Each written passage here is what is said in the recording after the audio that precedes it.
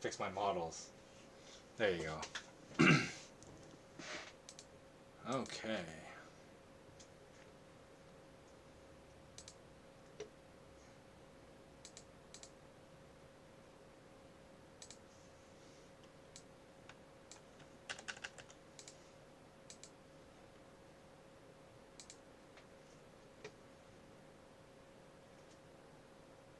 Oh, I've been forgetting to do that lately, actually.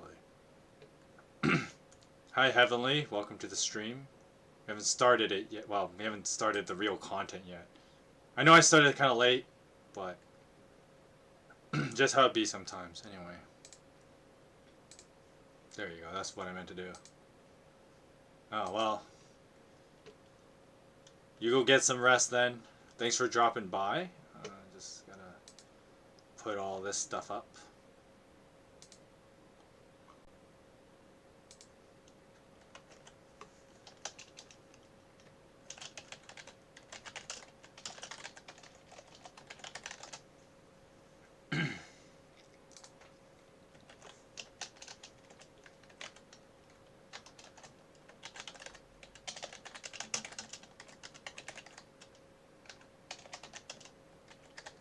Hello, Gauntlets. Welcome to the stream.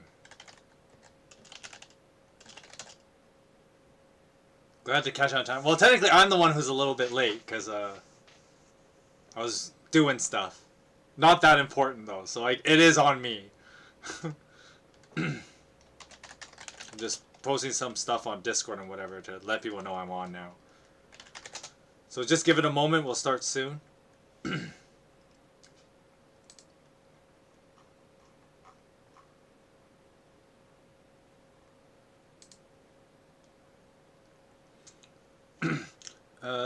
Okay, so Chris says, "Oh, I read a lot of philosophy. Do you believe words have a likeness or similarities to ourselves? Like our words are notions of what we understand?" Okay, so yes, the TLDR is yes. Before we actually start, I'm just gonna finish doing the social media stuff. Then I'll actually answer your question. Let me just where's the other thing? So many things. I'm just like ah. It can't be at 5 places at once.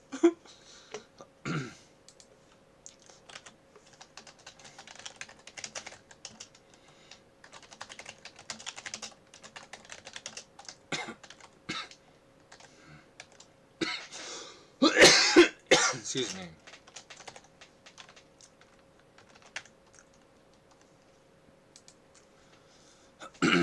Almost ready.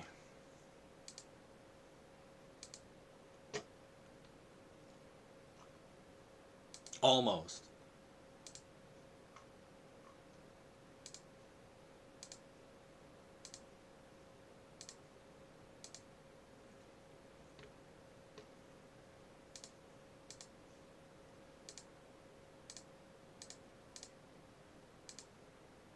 Okay, so do I believe that words have a likeness or similarity to ourselves? Like our words are notions of what we understand. The TLDR is yes. You do a little thought experiment.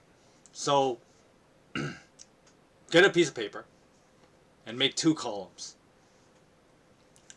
And on the 2 column, on one side of the column, start simple, and you write down like a list of colors, like red, blue, yellow, green, purple, orange, and maybe like a couple other colors. And then on the second column, what you're gonna do is you're going to write down the first thing that comes to mind when you think of that color. So, what's the first thing you think of when you think of the color red? What's the first thing you think of when you think of the color blue? And you're going to write those words on the other column. And the idea here is that basically, words do not exist in a vacuum. They don't. Like, if I said the color red, you don't think of like just red and like nothing else in existence. Like, as if you were holding, like, a red piece of paper in front of your face. You don't think that. You don't think that. You think of something, usually an apple. We'll just use that as an example. Most people think of an apple if I said the color red. Or they think blood, or something like that. Blood is probably an easy one. You think blood when I say, like, the color red. If I say blue, you're going to think, like, of either water or the sky. as soon as I say the color blue. Your brain will automatically do this. And then you can up this little mental activity as you think of like more abstract things, not just colors, but you think of like what is the first thing you think of when you think of the word young? You might think of like just a child, but you don't think of any random ass child. You think of maybe yourself when you were younger. But then you probably reference that to something as well. So what does it mean to be young? Well, maybe when your elementary school days or something like that. You think of a very specific thing when you think of words. Now, with that said, what happens is though the way you understand something, when someone tries to give you an explanation of something else. So the example of this I'll use is the word fire. Now fire can do a whole bunch of things. But maybe you only understand fire in the context of cooking. But someone else may use the word fire to mean something else and refer to something very different. And so fire could mean anything from cooking to like a jet exhaust. So you're talking to an airplane engineer, and he's thinking jet exhaust when you say the word fire.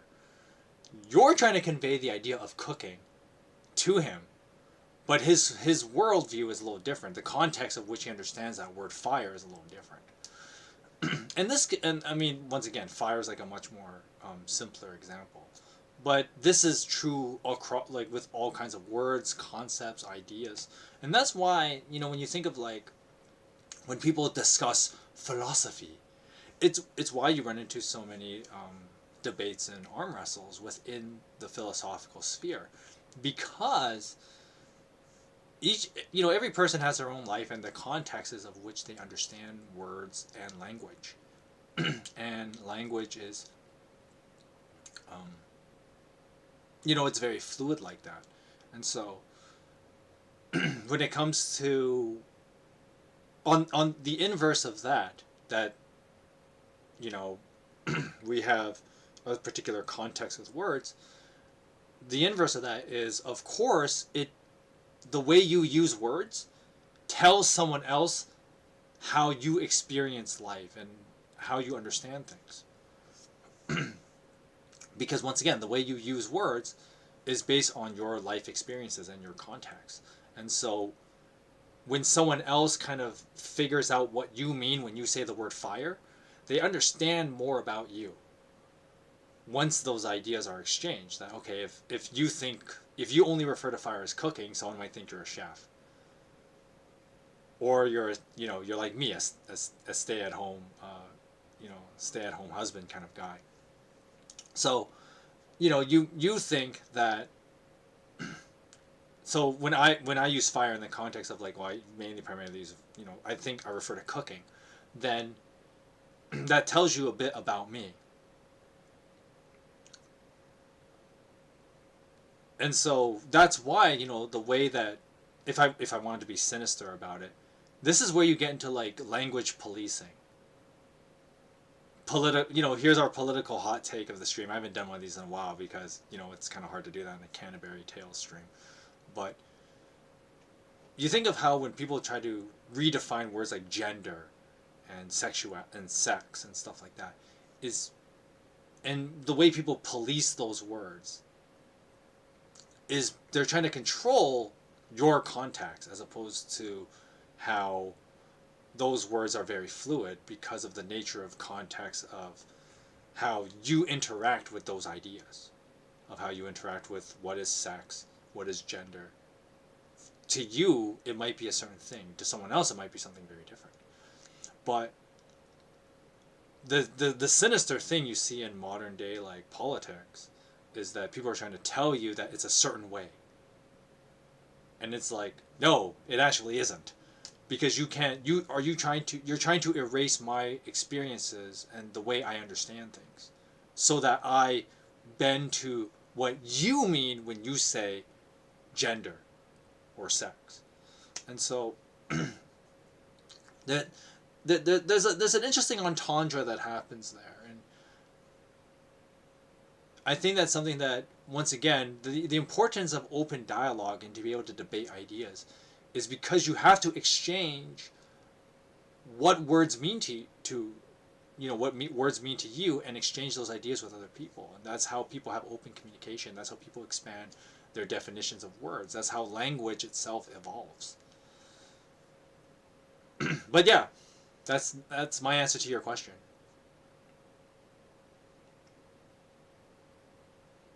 So I hope that's a satisfactory answer. There's obviously a lot more to it, and I could probably spend like another hour talking about it, but we're not going to do that. We're going to just start reading the Canterbury Tales. So hello and welcome to the Streaming Parson Reads the Canterbury Tales. The Canterbury Tales. And oh, and just a little fun nod to the rest of your question, Chris, is that we'll read, if you read a book like the Canterbury Tales. This is an old ass book. I mean, the Canterbury Tales is technically like shit. 1100s, 1100s? Yeah, 1100s. And the way that they use words back then is very different from how we use them now. Which is, once again, it's our words are notions of what we understand, of how people back then, how people in the old British Isles understood the world back then. And their language constitutes this. And today, in our reading of the Canterbury Tales, we're going to first of all finish off the Knight's Tale, because I did not get to do that. I did not think the Knight's Tale was going to take me over 2 hours to read. But it did. So we're going to finish the Knight's Tale, and then we're going to read the Miller's Tale, because fortunately his is really short. And, I know you got to go to sleep, Chris, but not just because I told you, but come back and watch this stream again and compare the language used between the Knight's Tale and the Miller's Tale, and how people understand culture, and how language and the words we use show our personalities, and two, how we view the world. It's going back to the whole sinister political thing. It's the reason why, why your tyrannical governments want to control your language. It's because if you control language, you control what people think. Okay, so I'm going to read starting from Act 4 of The Knight's Tale, because The Knight's Tale is broken up into like 4 parts. And I'll give you a quick refresh, a brief review of the other 3 parts. So basically, The Knight's Tale is about these 2 dudes, Archite and what's the other guy's name? Archite and it's a long P name, isn't it? There's Archite and Palamon. There you go. So Archite and Palamon, they're 2 buddies in a war. They're like war buddies, and they get captured by the enemy faction, who was led by Theseus. Which is funny, because Theseus is a Greek mythological character. Palamon and Archite are kind of just made-up characters the knight has for his story. But meanwhile, while Palamon and Archite were captured by Theseus, they encounter a super beautiful woman named Emily. I know, basic ass name, but we just gotta roll with it. So Emily is like super beautiful, and to be fair, she would be an Amazon, because technically Emily is Hippolyta's sister, and Hippolyta, once again, Hippolyta is like the mythological character. Emily is just like the added character for the sake of the Knight's Tale. But because of this relation, that Emily is the sister of Hippolyta, it's like, oh, she's a princess of the Amazons, technically. And that means you're hot shit, right? So Palamon and Archite, basically, like, there's a love triangle. The 2 of them love Emily. And then basically this escalates that they basically want to fight each other, to the death even. Theseus proposes that they should have a tournament for the 2 of them to fight, and to see who would win over Emily, which has some Helen of Troy elements. So The Knight's Tale does this weird blend of Greek mythology, as well as like trying to create a modern story, a modern context of a Helen of Troy story as well. which is really interesting that a knight tells this kind of tale. I mean, it shows his kind of noble upbringing, because of course as a knight and being part of the nobility, he would be very familiar with a lot of higher education things, and Greek mythology was definitely one of those things. Another thing to keep note of is that during the like this time period, the 1100s, like people had a fascination with Greek myth, but there wasn't a lot of reliable sources, because once again, I mean, this is kind of how it was in the the Dark Ages and the Middle Ages, was that basically the church kind of controlled this information. Because once again, it was only really the church that was educated and could read and write. And so, but of course the interesting thing too, and it's one of those things that people forget about, like, oh yeah, you know, sure, Christians had bad history, but to be fair, a lot of the world that we have, a lot of the good things in the world is because of Christianity. And one of those things being like the preservation of like ancient texts like Greek mythology, and especially like Greek philosophy like Aristotle and Plato. It was the church that like preserved these things. So anyway, back to the story, the Knight's Tale. Palamon and Archite are going to have this tournament in Act 4. So before we get to Act 4, Act 3 kind of has this whole like Palamon, Archite, and Emily each visit like a temple, and they get like various answers from the gods of these temples. And so Emily is basically fated that she's gonna marry one of these guys, and then the other guys are just basically told like, yeah, you're gonna fight to the death basically, and it's gonna be a sick ass fight. So fight with honor, and die with honor maybe. And so now we get to Act 4, where this tournament is going to take place. And that's where we are now in the story. In that day, there was a great festival in Athens, and besides the gay season of May, put everyone in good spirits, so that all that Monday they danced and jousted or spent their time in the high service of Venus. But as they had to rise early in order to see the great tournament, at night they retired to rest. By daybreak next morning there was a noise and clatter of horses and armor and all the hostelries round about. Bands of noblemen rode to the palace on stallions and palfreys. There you might see strange, richly designed armor, splendid examples of goldsmiths' work, embroidery and steelwork, glittering shields, headpieces and trappings, gold-forged helmets, coats and mails, and surcoats. Splendidly accoutrements princes upon their coursers, the knights in attendance, and squires fastening spearheads to their shafts, buckling on helmets and strapping shields with lacings of leather thongs. With so much to do, no one was idle. You might have seen foam-fleckered horses champing golden bridles, armorers scurrying busily back and forth with files and hammers, yeomen on foot, and dense crowds of common people armed with short staves, pipes, trumpets, kettle drums, and clarions, howling for blood. The palace everywhere filled with people.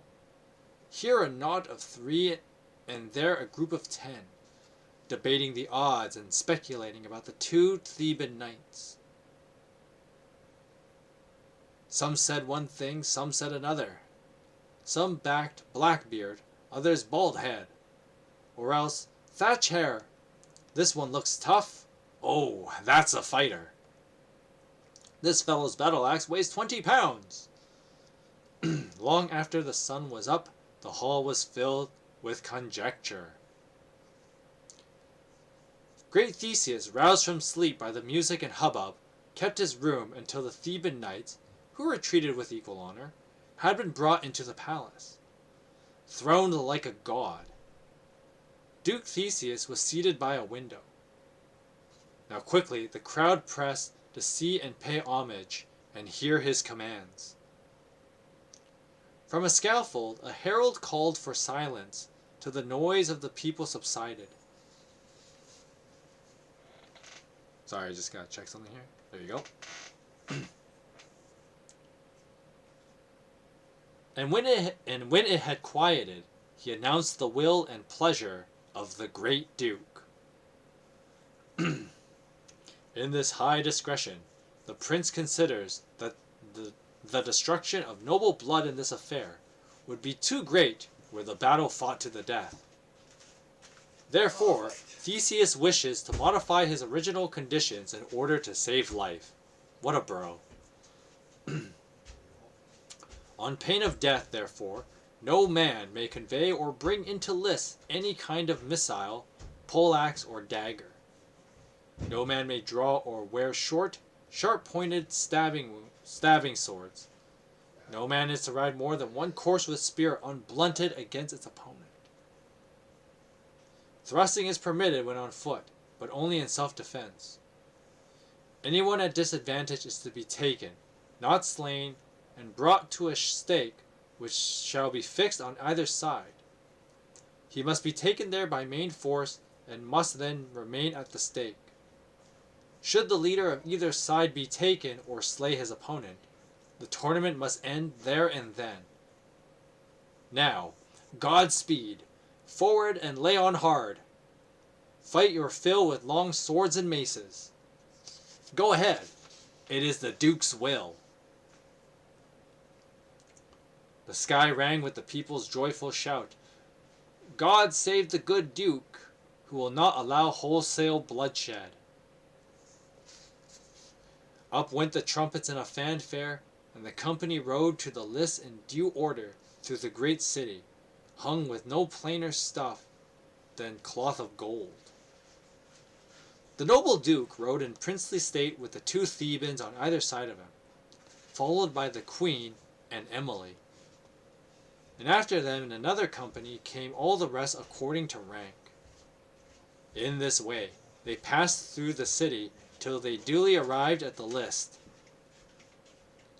It was still before 9 in the morning when Theseus took his seat in the place of honor with Queen Hippolyta. Emily and the other ladies in order of rank. The crowd pressed to the seats.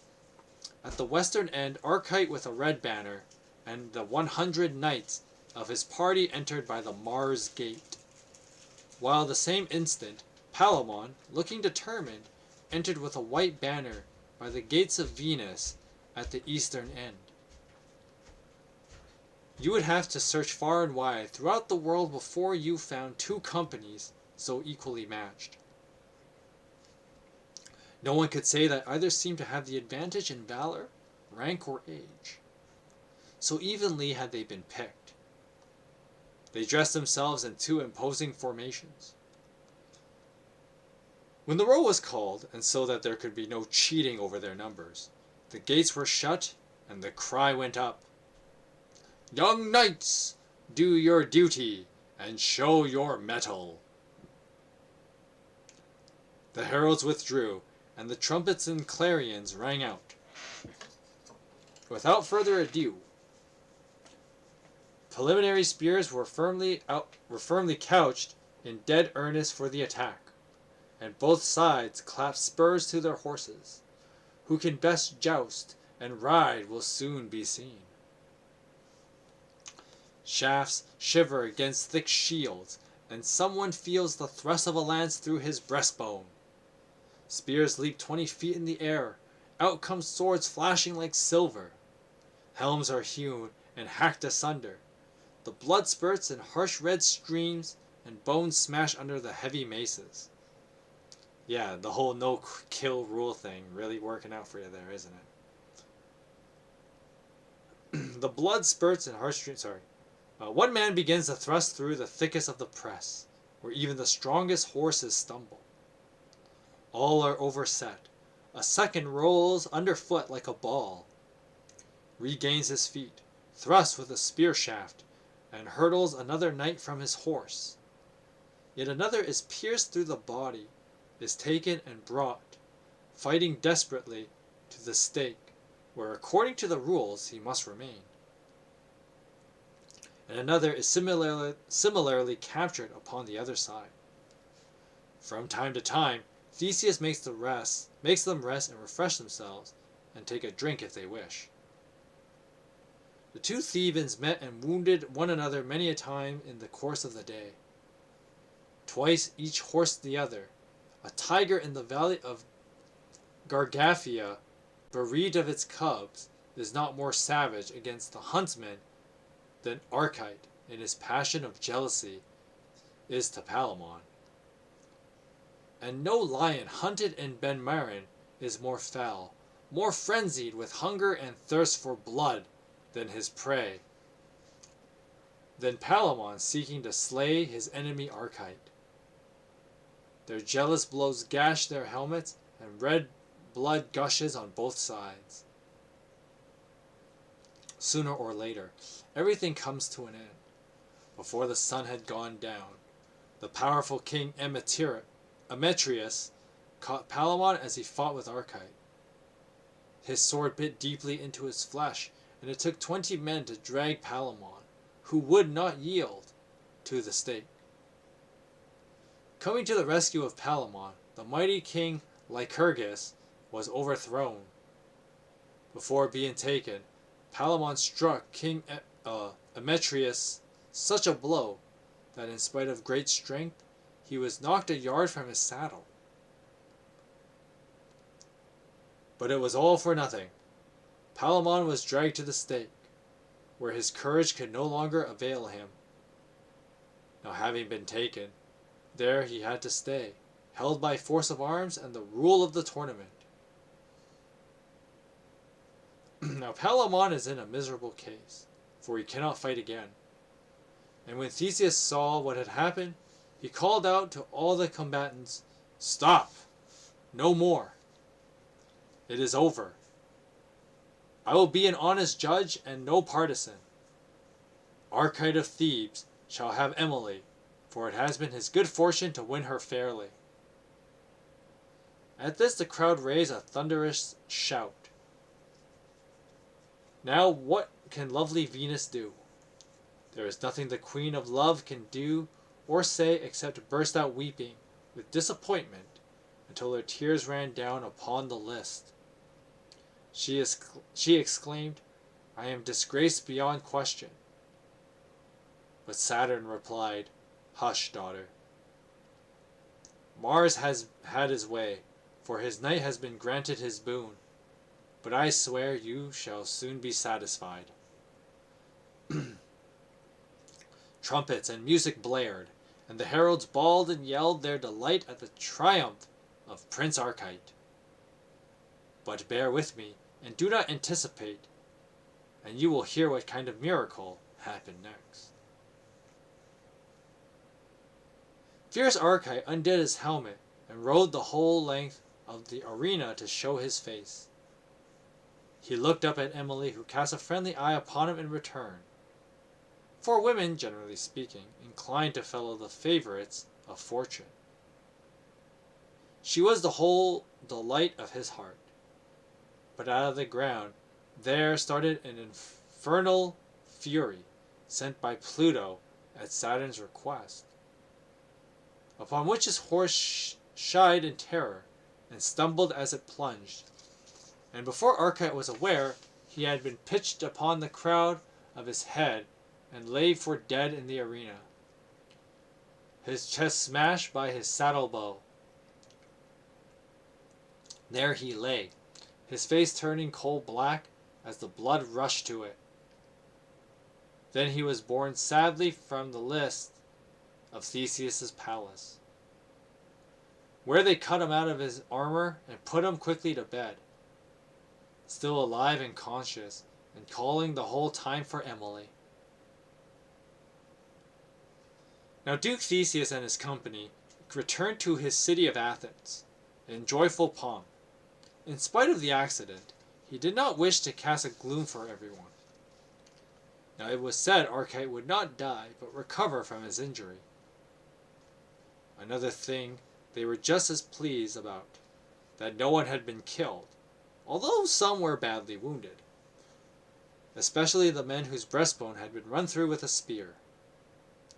As a remedy for their other wounds and broken arms, some had salves and others had charms and herb medicines. In particular, a concoction of sage, which they drank to recover the use of their limbs. So the Duke, who was skilled in these things, made every one comfortable, and did them all honor. As was right and proper, he held high revel with the visiting princess all night long. No one felt defeated any more than just a joust at a tournament. There was in fact no disgrace, because a fall can happen to anyone. Nor is it shameful for a man on his own to be captured by 20 knights and dragged unyielding to the stake by main force, helped on with kicks and buffets, while his horse was driven by yeomen and boys with sticks. No one can call that cowardice. And here Duke Theseus, to put a stop to any jealousy or rancor, had it proclaimed that both sides did equally well, and that they matched one another like a pair of brothers. He gave them gifts according to rank and station. He held a great feast lasting for 3 days, which after he provided the knights with an honorable escort out of the city to see them well on their road. Then everyone went their shortest way home. Goodbye and good luck. And it was all over. I shall say no more about the battle, but turn to Palamon and Arcite. Now Arcite's breast became swollen, while the wound near his heart grew worse and worse. In spite of all the doctors might do, the clotted blood corrupted and festered in his body. Neither cupping bleeding from the vein, nor herbal draughts were of the slightest help. The expelling of animal force, called natural because of this function, could neither dislodge nor expel the venom from the life-giving blood. The lung vessels began to swell. Poison and gangrene ravaged the muscles of his chest. He could get no benefit from laxatives or vomiting, though his life depended on it. All that part of him was shattered. Nature no longer had the mastery, and where nature will not work, one can only say goodbye to physic and carry the man off to church. The long and short of it was that Arcite had to die. So he sent for Emily and his dear cousin Palamon, and spoke as you shall hear. To you, lady, whom I most love, the anguished spirit in my breast cannot express the least part of the sharpness of my sorrow. But since my life may no longer endure to you, more than any other living creature, I bequeath the service of my ghost. Oh, the violent sorrow and pain I have suffered for you for so long. O death, O Emily, O separation, O queen of my heart, my wife, lady of my heart, ender of my life. What is this world? What does man ask to have? One moment with his love, the next alone in the cold grave without a friend. Farewell, Emily, my sweet enemy. Take me gently into your arms, for the love of heaven, and let me speak. For love of you, and because of my jealousy, there has been rancor and contention between my cousin Palamon and me for many a long day. But let wise Jupiter direct my soul to speak truly and fitting of the lover and his attributes.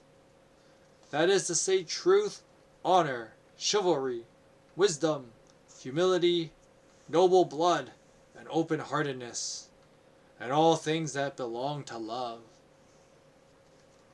For as I trust that Jupiter will protect my soul at this moment, I know of no one in this world more worthy of love than Palamon, who serves you and will serve you all his life.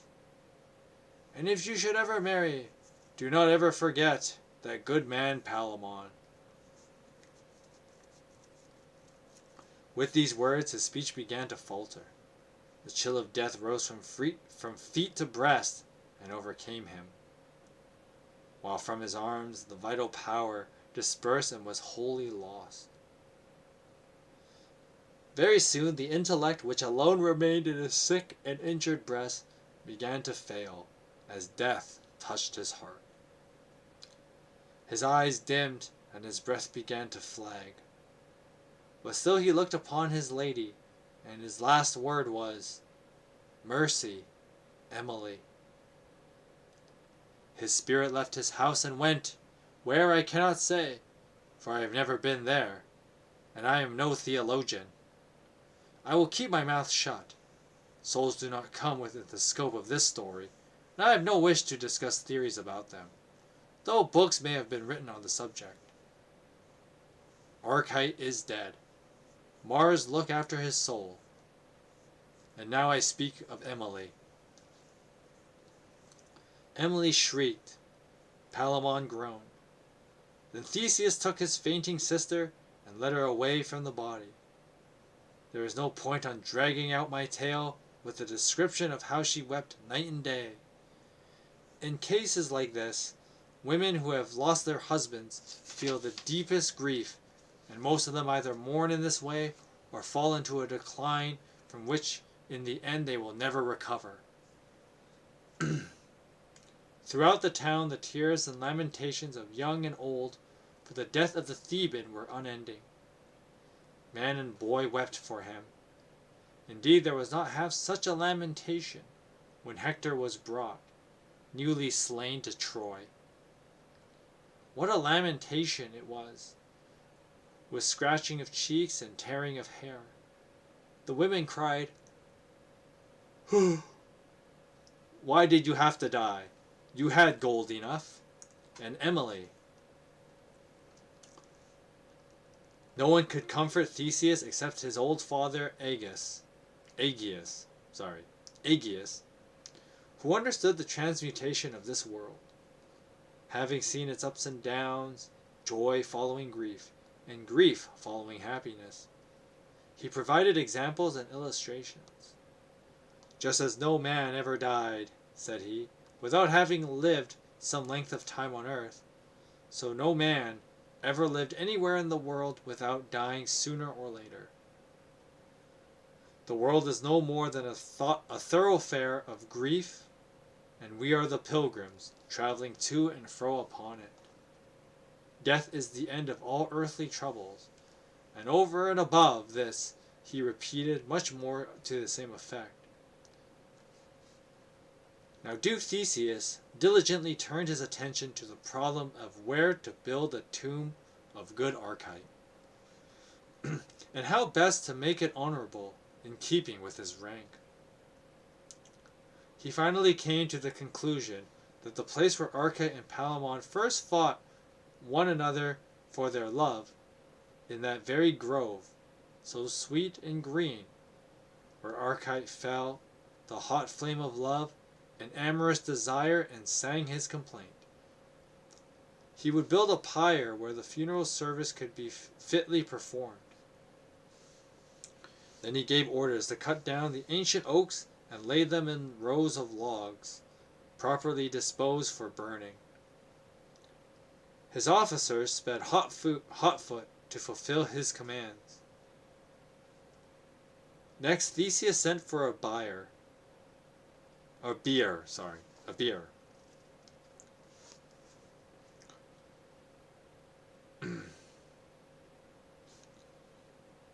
Sorry, I lost my place. Okay, so Theseus sent for a bier, over which he spread the richest cloth of gold in his possession, and swathed Archite in the same material, placing white gloves upon his hands, a crown of green laurel on his head, and in his grasp a sharp bright sword. He laid him upon the bier, with face uncovered, and then broke down and wept. When it was day, so that all the people should see him, he brought Archite to the palace, which re-echoed with the noises of mourning. Then came the heartbroken Theban Palamon, with disordered beard and unkempt hair, matted with ashes, and black cloths spotted with tears. And then Emily, weeping more than anyone, the saddest of the whole company. To dignify and enrich the funeral service, Duke Theseus ordered 3 horses to be brought in trappings of glittered steel, covered with the arms of Prince Archite. On each of the great white horses sat a rider, one carrying Archite's shield, and another his spear, and the third his Turkish bow, with its quiver and accessories of burnished gold. Then they rode slowly with the hearts to the grove, with sad hearts to the grove, as you shall hear. The noblest of the Greeks shouldered the bier. Then with eyes red and wet from weeping, they bore it at a slow pace through the city by its principal street. This was entirely draped in black, and all its houses hung with the same material. Old Aegeus walked on the right hand, the Duke Theseus on the other side, bearing in their hands vessels of finest gold, filled with honey and milk, blood and wine. Interesting combination. One of these is not like the others. Next came Palamon, with a very good company, followed by poor Emily, carrying the customary fire for the funeral rites. Solemn activity and splendid preparation marked the funeral ceremony, and the erection of the pyre, whose green summit touched the sky, while its base spread 20 fathoms. That is to say, the branches were that wide. Now, first of all, after a load of straw was put down, but I have no intention of relating how the towering pyre was built, how the trees were felled, or their names either. Oak, fire birch, aspen, elder, ilex, poplar, willow, elm, plane, ash, box, chestnut, lime, laurel, maple, thorn, beech, hazel, yew, dogwood. How the gods, nymphs, fauns, and hamadryades ran hither and thither after they had been dispossessed of their homes where they lived. How all the beasts and birds fled in panic when the trees were felled. Oh, how the ground, unaccustomed to the bright sun, blenched at the light. How the pyre was given a foundation of straw, followed by a layer of dry stumps split in 3.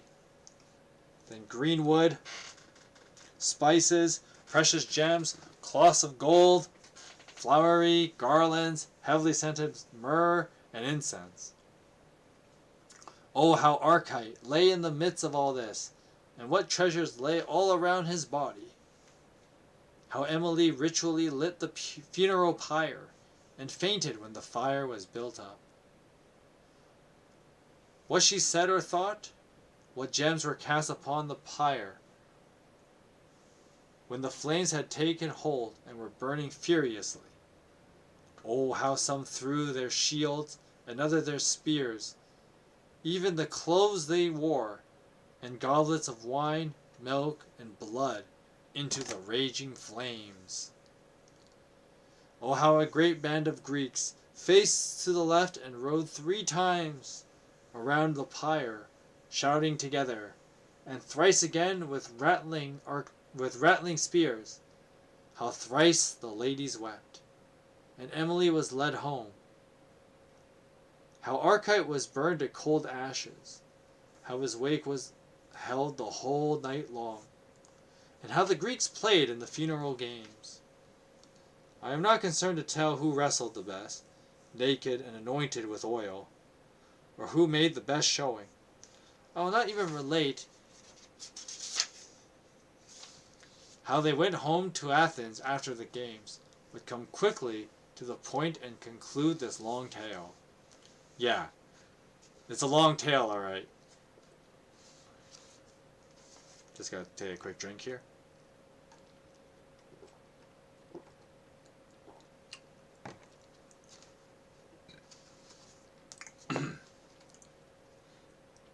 In the course of time, after the passage of some years, the tears and mourning of the Greeks came to an end.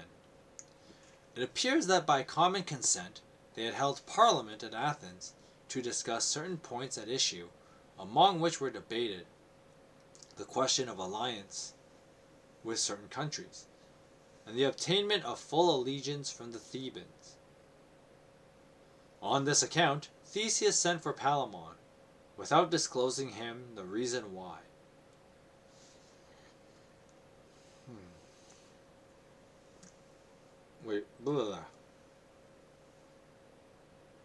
At this command he came in haste, sad at heart and clothed in black.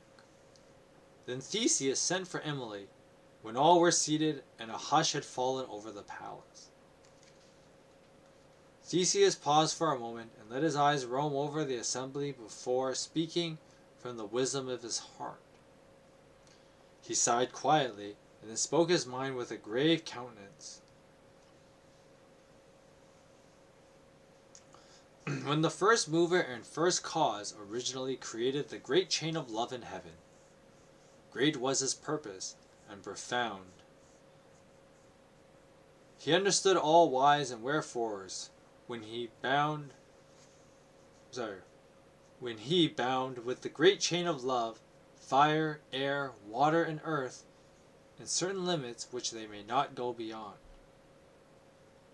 That same prince and mover, he continued, established in this wretched world below, and periods of duration, for everything engendered upon the earth, beyond which day they may not last. Although they can easily cut short that period, I need quote no authorities, since it can be demonstrated from experience. Nevertheless, I wish to state my opinion. From this law it is evident that this mover is immutable and everlasting. And it is clear to anyone but a blockhead that every part derives from a great whole.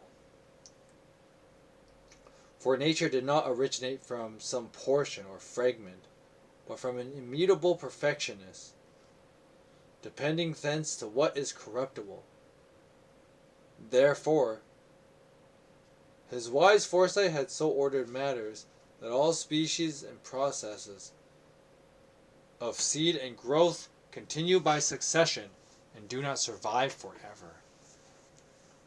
This is the truth. It can only be seen at a glance. Now look at the oak, which is so slow a growth after it first germinates. And as you know, it lives to a very great age. But in the end, the tree decays. Consider the stone we tread under our feet in passing. It wears away as it lies by the roadside. The broad river sometimes dries up. Great cities are seen to decline and fall.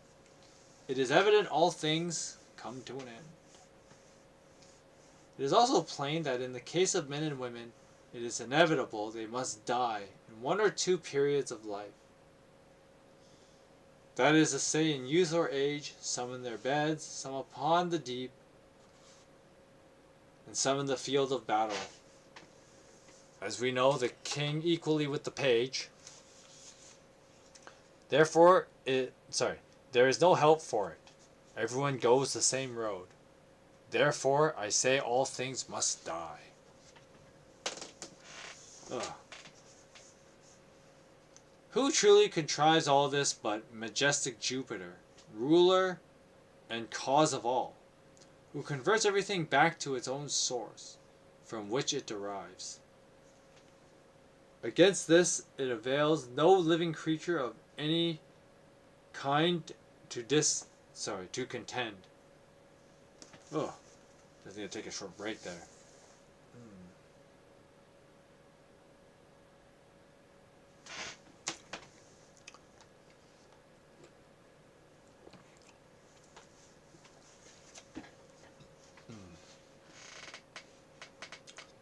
Thus it seems wisdom to me to make a virtue of necessity, and accept the unavoidable with a good grace, especially those things that are ordained for us all.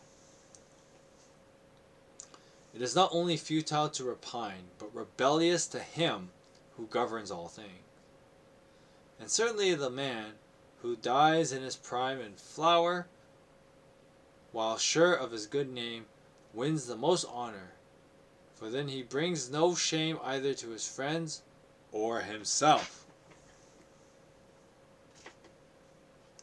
His friends should be glad of his death if his breath had been yielding up in honor, more so than when his name is grown dim in old age and all his powers forgotten. To leave a good name behind is the best to die at the height of one's fame. To deny this would be willful. Why should we repine or feel heavy-hearted because Archite, the flower of chivalry, had escaped from the foul dungeon of this life with reverence and honor? Why should his cousin and his wife have grudge him his happiness? He loved them well. Would he thank them? Who knows? Not by any manner of means.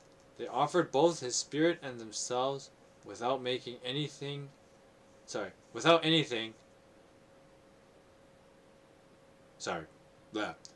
They offered both his spirit and themselves without making themselves any happier.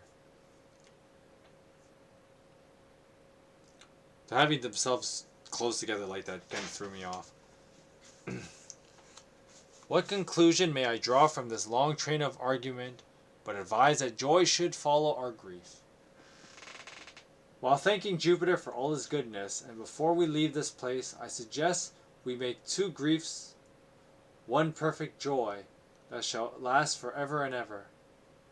Now watch, there where we find the deepest grief, there we shall also find the cure. Sister, he continued, this is my considered opinion, confirmed by my parliament here, that you should be moved to take pity upon noble Palamon, your own knight who has served you with his whole soul, heart, and power, ever since you first knew him, and take him for your lord and husband. Now let me have your hand, for this is all our decision. Now let us see your womanly compassion. After all, he is a king's nephew, but believe me, were he no more than a poor knight bachelor, he deserves consideration, because he has served you and suffered some great hardship for you for so many years. A noble companion should outdo more justice. Then he spoke to the Palamon. I think I have little need for argument to obtain your consent to this. Come near, and take your lady by the hand. Then between them the bond of matrimony, or marriage as it is called, was made by the assembled council and the barons. Thus Palamon wedded Emily with music and joy. May God who created the wide world send him his love. He earned it dearly. Now all is well with Palamon, living in wealth, health, and happiness. Emily loved him so tenderly, and he served her with such devotion, that there was never a word of jealousy or vexation between them. So ends the tale of Palamon and Emily, and God bless you all. Oh, that was a long-winded ending. So, this is one of those stories of, you've probably heard the old phrase, to lose the battle but win the war.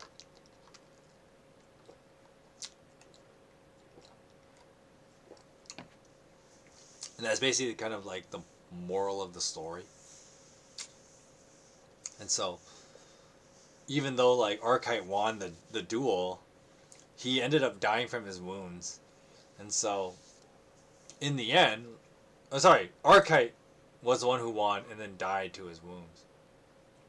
And so, that was kind of rough for him, I guess.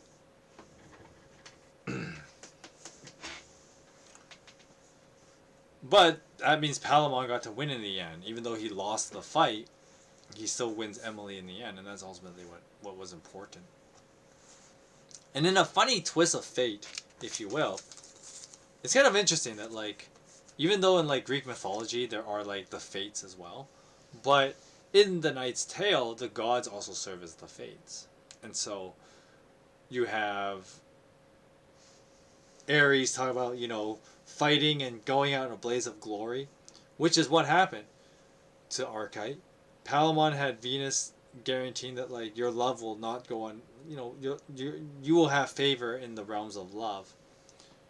And then Emily getting the short end of the stick and having Artemis, or Diane, Artemis? I think it's Artemis. Can't remember what version of the names they use.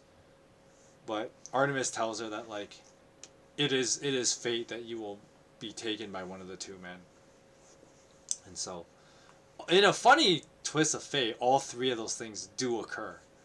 So it's like, even, like, it appears as if the gods have, like, somewhat conflict of interest.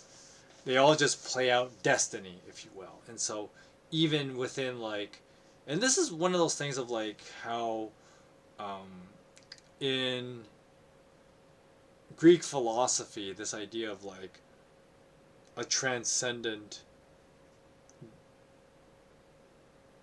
destiny beyond the gods, because even then, like, in Greek myth, the gods are more like just superhumans. They're not like they have limits to them, and so they're not like all powerful, all knowing, and all that.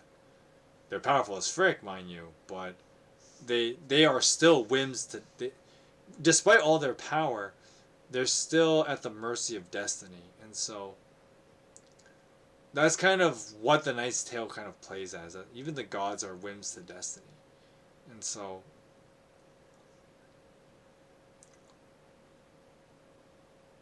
even though each person sought favor from the gods for their side, it's like everybody kind of got the win, if you will. Well, except for Emily. Once again, the short end of the stick. Yeah, she just gets told by Artemis that, like, yeah, you're, like, you won't get to stay a virgin. You're going to marry one of these guys. You just got to deal with it. But then, like, between Ares and, or Mars and Venus, the Roman versions of Ares and Aphrodite, if you weren't sure, they're like, they basically tell the guys that, like, yeah, they're gonna win, but how they both win ends up being, like, a weird twist of fate, and, Arcite ends up dying so that Palamon still gets Emily. And so the conflict between Venus and Mars kind of just plays out. And they both win in a weird, contorted way.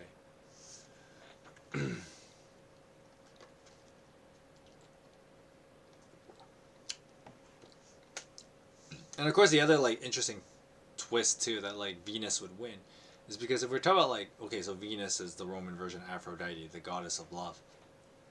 And so if we're telling a story about love, and then you have, like, the love goddess and the war god kind of go bashing heads at each other, it kind of stands a reason that, like, oh yeah, it would be Venus who wins at the end. And even though, like, there's that little interlude of, like, Venus starts crying that she lost, and then Saturn's like, nah, don't worry, it's gonna be, you'll be comforted soon. And then, like, Saturn pulls, like, a mega dick move and has Pluto just show up, Deus Ex Machina, and just, like, causes Arcite to have a heart attack, and then he, like, dies from it eventually. So oof, I guess. But I mean, it kind of works in the story because Venus should win. It's kind of how a love story should play out. It's a love story. It's not like Mars is gonna win in the end. So that's kind of how the story plays out. One of the interesting notes about The Knight's Tale is that I love how the knight throughout the story, and I'm sure you've noticed this, he'll say like, well, I won't elaborate on this thing, and then he just immediately does it. And man, I was feeling a bit winded when he started like listing all those different like woods that he got, like that Theseus chopped down like entire forests to do from the sounds of it. Of course it's hyperbole, but that's besides the point. I mean, it is a fictional tale, so there's obviously no woodland creatures were hurt in the making of this story.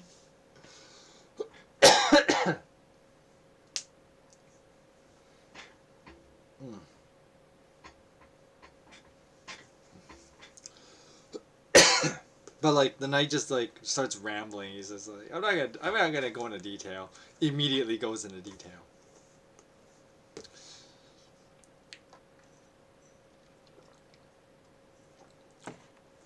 From a meta narrative standpoint, it kind of like foreshadows that the person who wins the fight would not win Emily exactly, because throughout the entire story, especially when the knight like he's not gonna do something and then does it anyway, is this whole idea of like the story is not what you expect it to be. It's not gonna just play out the obvious way. And so the Deus Ex Machina of Archite having like a heart attack after he wins, so that he ultimately loses, it's just parkour of the story. It's like nothing goes the way you expect it, because nothing does ever just go one-dimensionally. It's always back and forth, back and forth. The ebb and flow of the story to the whims of the teller. And that's the story that the knight wanted to tell. So what do you think of the story? What do you think of The Knight's Tale? Is it a good story? Does it deserve the feast? A little early to make that judgment, because we got to hear a lot of other stories. Okay. I'm reposture myself, reposition myself. Breathe in a little bit. You know, one of the things I've kind of noticed, I mentioned this before when I was doing the Bible reading streams. There's a couple reasons for it.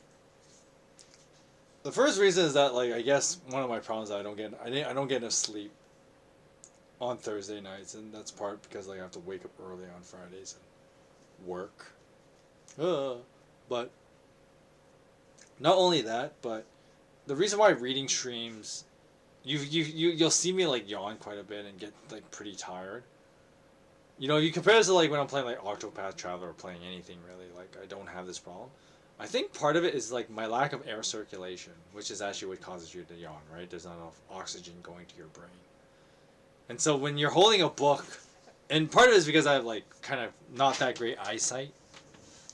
So I have to like hold the book close, but then the book also like limits my breathing. Cause like air just bounces out between me and the book. And so breathing gets a bit harder. That's probably why you notice I get like kind of sleepy on streams when I'm doing the reading streams. It's not because reading is boring. Otherwise I wouldn't be doing this.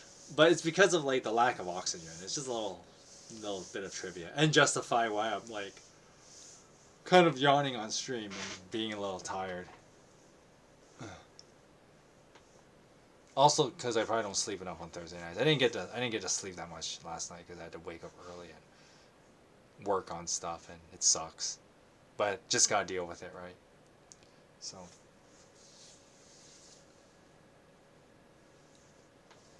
Okay. Break over.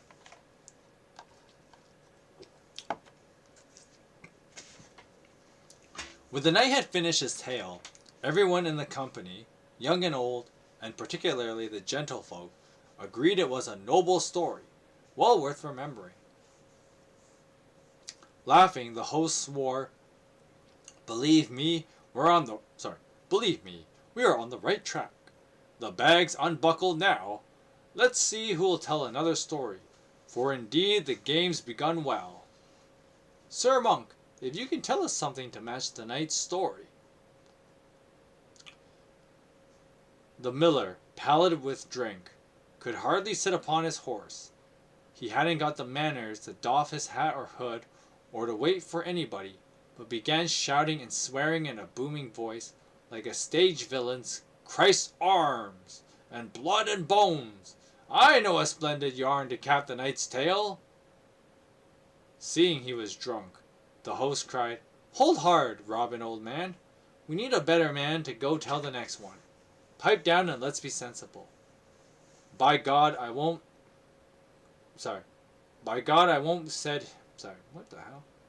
By God, I won't, he said. The dialogue thing's kind of weird because of the way, like, books are written. It doesn't, like, skip to change the speaker. By God, I won't. I mean, you have my say, or quit. Say on, and be damned, replied the host. You're a fool, and your wits are fuddled. Now listen, all of you, the miller began.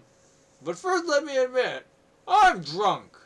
I can tell by the sound of my voice. So if I trip over a word or two, please blame it on the Southwark ale. I want to tell you a story of a carpenter and his wife, and how he was made a fool by a scholar.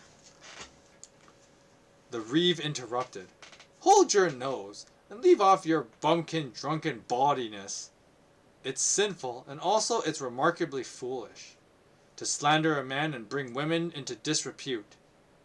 You can talk about plenty of other things. No, that's right. The reeve is still talking there. The drunken miller retorted, Dear old Oswald, when a man has no wife, he's no cuckold. Not that I'm calling you one. There are heaps of virtuous wives, 1,000 for every one that's bad.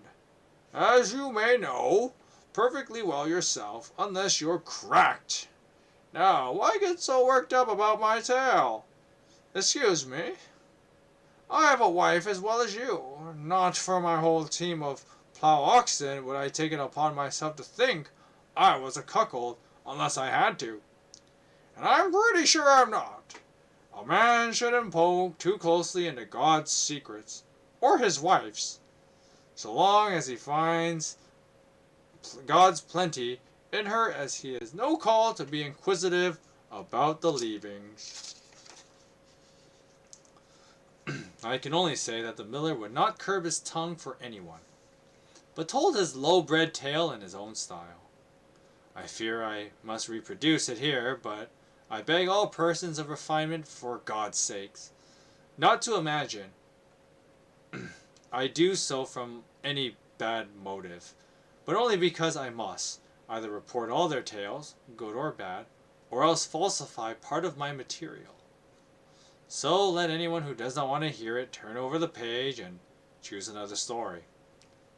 You'll find plenty of stories of all kinds which touch on manners, morality, and piety.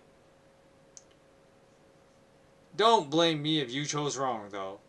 As you should know by now, the miller was a roughneck, and so was the reeve, and many of the others, and both of them told bawdy tales. Think it over, and don't lay the blame on me. Besides, it's all in fun and not to be taken seriously. Translation. Warning. We got an interesting story coming up. Kind of inappropriate, too. Don't say I didn't warn you. The Miller's Tale. Everyone, I'm going to do the voice the whole time, too. So, brace yourselves.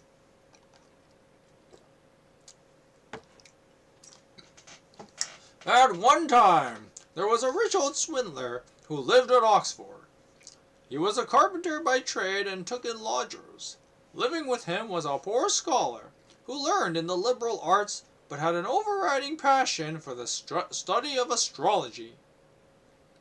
And he could calculate answers to certain problems. If you asked him when the stars foretold drought or rain, for instance, or to forecast events of one kind to another, I can't list them all. This scholar was called Fly Nicholas. Though demure as a girl to look at, he had a knack, and he was both ingenious and discreet. For surreptitious love affairs and solacing women. In his lodgings he had a room in his own, prettily furnished with delicious herbs, and he himself was as delectable as root licorice or valerian. His almagras and other astrological textbooks, great and small, and the astrolabe and calculating counters which he needed for his science, were arranged on shelves at the head of his bed. A coarse red cloth covered his claws press, and right on top of it lay a gay psalter which he played nightly, filling the room with pleasant melodies. He used to sing the Virgin's Angelus, following it up with the King's Tune, and people often praised his cheerful voice. And so this engaging scholar spent his time, with help of what income he had and what his friends provided. Now the carpenter had newly married a wife of 18. She was dearer to him than life itself. And she was young and skittish, and he was old. Jealousy drove him to keep her close caged. He already thought himself as a cuckold. With his sketchy learning, he had never come across Cato's advice that a man should marry somebody like himself. Men ought to marry women appropriate to their position and time of life, since youth and age are generally at loggerheads, but having fallen into the trap, he had to put up with his troubles like other folk. She was a pretty young woman with a body as lithe and supple as a weasel. Round her loins she wore a milk-white flared apron, a girdle of stripped silk, and a white smock with a collar embroidered all around with coal-black silk inside and out. She had a white cap with ribbons matching the collar, with a broad silk headband sat high, and beneath her arched eyebrows, plucked thin and black as sloes. Her eyes were frankly lascivious. She was more delicious to look at than a pear in a bloom, and softer than fleece in the touch. A leather purse with silk tassels and round metal buttons hung from her girdle. You have to go a long way before you have found anyone who could dream up a girl like that, or a prettier poppet. Her color shone brighter than a gold coin newly minted in the tower. She sang as brisk and clear as a swallow perched on a barn. She would skip and frolic like a kid, or a calf running after its dam. Her mouth was sweet as honey or mead, or a stone of apples laid in hay. She was skittish as a colt, tall as a mast, and straight as an arrow. Low on her collar she wore a brooch as big as the boss of a shield, while her shoes were laced up high to her legs. She was a daisy, a peach fit for a prince to lay on his bed, or for any good yeoman to marry. Now, gentlemen, it so happened that one day when her husband was at Ozany, Fly Nicholas, these clerks are strange, artful fellows, began romping and larking with this young woman. He slyly caught hold of her cunt, saying, "Sweetheart, if you let me have my way, I'll perish for love." And he went on, holding her tight round the haunches. "For God's sake, sweetheart, let's make love this minute, or I'll die." She bucked like a colt being shod and wrenched her head away. "Let go, I won't kiss you. Let go, Nicholas, or I'll scream for help." "And take your hands off. Is this the way you behave?" But Nicholas began to plead. He made such a good case for himself that he surrendered at last and swore by St. Thomas of Canterbury to be his as soon as she could find any opportunity. My husband's so eaten up with jealousy, and unless you wait patiently and watch your step, I'm quite sure it will be the end of me, she said. So keep it dark. Don't worry about that, said Nicholas. If a scholar can't get the better of a carpenter, he's been wasting his time. So, as I've said, they agreed to watch for an opportunity. This settled, Nicholas gave her thighs a good petting, then kissed her sweetly and looked down his psalter and strummed a lively tune. What had so happened that one saint's day this good woman laid her housework aside. She washed her face till it shone and went to the parish church to make her devotions. Now in that church there was a parish clerk named Absalom. His curly hair glistened like gold and spread out like a great fan from its parting straight down the middle. He had a rosy complexion, goose-gray eyes, and dressed stylishly in scarlet stockings, and shoes as fantastically patterned as the rose window in St. Paul's. On this, he had a neat, well-fitted light blue jacket, with magnificent tagged laces, while over it he wore a gay surplice, white as a spray of blossom.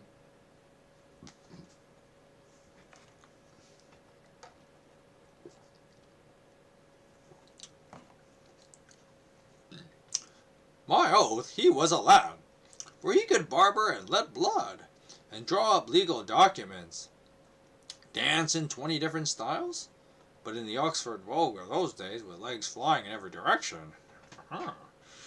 Sing in a loud falsetto, accompanying himself on a 2-stringed fiddle, and also played the guitar. There was no inn or tavern in the town he hadn't enlivened with a visit, especially the ones with frisky barmaids. But in fact he was a bit squeamish of farting, and prim in his talk. On this particular saint's day, Absalom was in high fettle when he took the censer round. While censing the women of the parish, he made sheep's eyes at them, especially the carpenter's wife. She was so neat, sweet, and luscious, he felt as if he could spend a lifetime of happiness gazing at her. And had she been a mouse and Absalom been a cat, I swore he'd pounce at once. So smitten was the waggish parish clerk that he took no offerings from the women at the collection. Good manners forbade it after all. That night the moon shone bright, when Absalom picked up his guitar to go a-wooing. Full of ardor he jauntily set it off, till he reached the carpenter's house soon after cock-crow, and took his stand near a casement window that projected from the wall. Then he sang in a low, soft voice, well tuned to his guitar. "Oh, dearest lady, hear my prayer. Show me pity if you care." The carpenter woke up and heard him. "Allison," he said to his wife, "can't you hear Absalom singing under our chamber wall?" And she answered, "Yes, John, good news. Goodness knows I can hear every note." And things went on as you might expect. Gay Absalom wooed her daily, until he became quite woe begone, unable to sleep either night or day. He combed his thick locks and spruced himself. He wooed her by proxy, sending go-betweens to swear he was her slave. He thrilled to her like a nightingale, and sent her wine and mead and spiced ale, and cakes piping hot from the oven. He offered her money, for she lived in a town where there are things to buy. Some may be won with riches, others with blows, and yet others with kindness. Once, to display his talent and versatility, he played Herod upon the stage. But what was the use? So much did she love Fly Nicholas, that Absalom might go jump in the river. He only got jeered at for his pains. And so she made a monkey out of Absalom, and turned his devotion into a joke. There is a very true proverb which goes, "Be nigh and sly if you advance, an absent lover stands no chance." Absalom might rant and rave, but because he was out of her sight, Nicholas cut him out simply by being on the spot. Now, fly Nicholas, show your mettle and leave Absalom to his whimpering. But one Saturday, it happened that the carpenter went to Ozany. Nicholas and Allison agreed he should cook up some scheme to delude the poor jealous husband, so that if all went well, she could sleep all night in his arms as they both desired, without another word. Nicholas, who could wait no longer, quietly carried up into the room enough food and drink to last him a day or two. Then he told Allison that when her husband asked for him, she was to say she hadn't set eyes on him all day and didn't know where he was, but thought he might have taken ill because when the maid went to call him, he wouldn't give any answer whatsoever, no matter how loudly she shouted. So all that Saturday, Fly Nicholas kept quietly to his room, eating or sleeping or doing whatever he felt like, till nightfall on Sunday. The poor carpenter began to wonder what on earth was the matter with Nicholas. By St. Thomas, I'm beginning to be afraid all is not well with Nicholas. I hope to God he hadn't died all of a sudden. It's an uncertain world, to be sure. And today, I saw them carrying to church the corpse of a man I saw at work only last Monday. Then he said to his servant lad, "Run up and shut at the door, or bang on it with a stone. See what's up and tell me straight out what it is." The boy went boldly upstairs and bawled and hammered outside the chamber door. "Hey, what you doing, Master Nicholas? How can you sleep all day long?" But it was for nothing. There was no answer. However, in one of the bottom panels, he found a hole the cat used to creep under, and took a good look through it. And at length he caught a glimpse of Nicholas, sitting bolt upright, with mouth agape as if moonstruck. So he ran down and immediately told his master the state he found him in. And the carpenter began to cross himself, saying, "Help us, Saint Fredeswide. Fredeswide? How the hell do you say that? Saint Fredeswide. Who can tell what's in store for anybody? The fellow has been taken with some kind of fit or seizure, with that astrobalia of his. I don't know very well how it would turn out. People shouldn't poke into God's secrets. Blessed be the plain man who knows no more than his creed. This is just the kind of thing which happens to that other student of astrobalia, who went walking in the fields, stargazing and trying to divine the future. He fell into a moral pit, something he didn't foresee. Still, by St. Thomas, I'm sorry for poor Nicholas. By Christ in heaven, he's going to be rated for his study. If I've got anything to do with it, give me a staff, boy. I'll lever the door up while you heave. That will put an end to his studying, I reckon." And as he addressed himself to the chamber door, his boy was certainly a strong lad, and had it off by the half in a moment. The door fell to the floor. There sat Nicholas as if petrified, his mouth gaping up in the air. Supposing him to be in a trance of despair, the carpenter gripped him powerfully by the shoulders and shook hard, yelling, "Hey, Nicholas! Hey, look down! Wake up! Remember Christ's passion! The sign of the cross defend you from your hobgoblins and sprites!" And thereupon he began to gabble a charm over each of the four corners of the house and the threshold of the door outside. Jesus Christ, Saint Benedict, evil spirits interdict. Night hags fly this paternoster. What's happened to Saint Peter's sister? At length, Fly Nicholas sighed heavily and said, "Alas, must the world end so soon?" And the carpenter answered, "What are you talking about? Trust in God like the rest of us working men." Then Nicholas replied, "Fetch me a drink, and I'll tell you, in the strictest confidence mine, about a certain matter that concerns us both. I'm telling no one else for sure." The carpenter went down and came back with a huge quart of strong ale. Then when each had drunk his share, Nicholas shut fast the door, and sat the carpenter down beside him. And said he, Dear John, dear host, you must swear to me here and now upon your honor, never to betray this secret to anyone. For it's Christ's secret, I'm telling you.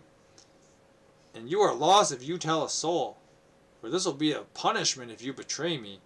You'll go stark mad. Christ and his holy blood forbid it, replied the simple fellow.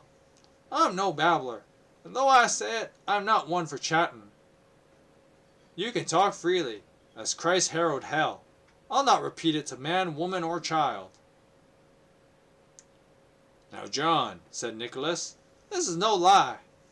Through my study of astrology and my observations of the moon in its bright period, I have discovered that on the night of Monday next at about 9, it is to be a deluge of rain, so torrential and stupendous that Noah's flood won't be in it. So terrific will be the downpour, he continued, the whole world will be drowned in less than an hour, and mankind shall perish. At this the carpenter exclaimed, Oh, my poor wife! Must she drown? Alas, poor Allison! He was so overcome with, he almost collapsed. Can nothing be done, he said. Why, of course, said Nicholas, but only if you will be guided by expert advice instead of following bright ideas of your own. As Solomon says truly, do nothing without advice, and you'll be glad of it. Now, if you will act according to my good counsel, I'll undertake to save the three of us, even without mast or sail. Haven't you heard how Noah was saved when the Lord warned him in advance that the whole world would perish beneath the waters? Yes, said the carpenter, a long, long time ago. Haven't you also heard, Nicholas went on, of all the troubles Noah and the rest of them had before he could get his wife aboard the ark? I dare say that all the time he'd given anything for her to have a boat all to herself. Do you know what we'd better do? This calls for speed, and in an emergency there's no time for speechifying or delay. Hurry off at once and bring into the house a kneading trough or a large shallow tub for each of us, and make sure they're big enough to use as boats, and put a day's food in them. We shouldn't need more, for the waters will abate and go about 9 the next morning. But your boy Robin mustn't know about it. I can't save the maid Gillian either. Don't ask why. For even if you did, I wouldn't reveal God's secrets. Unless you're crazy, it should be enough for you to be as greatly favored as Noah himself. Don't worry. I'll save your wife all right. Now off you go and look sharp about it. But when you got the 3 kneading tubs, one for her, one for me, and one for you, you must hang them high up on the roof so that nobody notices our preparation. And when you've done what I've told you, and stowed our provisions away in them, not forgetting an axe to cut the rope so that we can cast off when the water comes. You must break a hole high enough in the garden side of the gable end above the stables. Then we can pass through when the deluge has stopped. And I'll bet you'll paddle about this as gaily as a white duck after it's made. And I'll shout, Hi, Allison! Hi, John! Cheer up! The floods will soon be down, and you'll reply, Hello, Master Nicholas! Good morning! I see you plain, for it is day. And then we'll be lords of creation for the rest of our lives, just like Noah and his wife. But of one thing I must seriously warn you. When we embark that night, take none of us says a single word, or calls or cries out, but prays instead, for that's the Lord's command. You and your wife must hang as far apart as possible, because there must be no sin between you, not even a glance, much less the act. Those are your orders. Now be off and good luck. Tomorrow night, when everyone is sleeping, we'll crawl into our tubs and sit there, trusting God to deliver us. Now off with you. I haven't time to argue further about this. People say, send a wise man and save breath, and you're so intelligent you don't need to be taught. Go and save our lives. I entreat you. At this point, the jokes just write themselves.